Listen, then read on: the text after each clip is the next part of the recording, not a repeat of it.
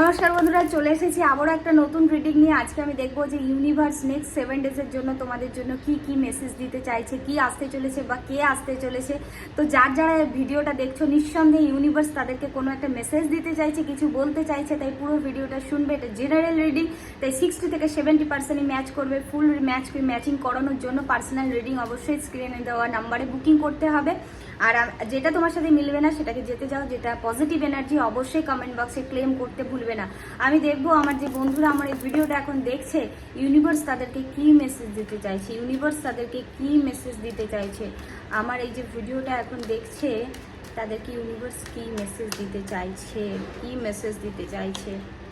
বন্ধুরা, নতুন কোনো বন্ধুত্ব আসছে, যেই বন্ধুত্বের সাথে হয়তো অনেক দিন তোমার দেখা নেই, কথা নেই, সেই পুরনো বন্ধু কিন্তু তোমার লাইফে ফিরে আসতে চলেছে।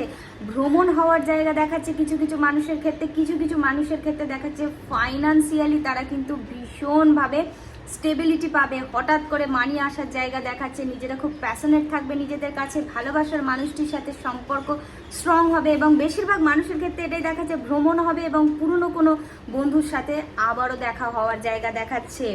এবং যাদের লাইফে থার্ড পার্টি ইস্যু ছিল, তাদের থার্ড পার্টি কিন্তু রিমুভ হয়ে গিয়ে ভালোবাসাটা একটা রিইউনিয়নের জায়গা আসছে। ভীষণ একটা পজিটিভ কার্ড, অবশ্যই ক্লেম করো।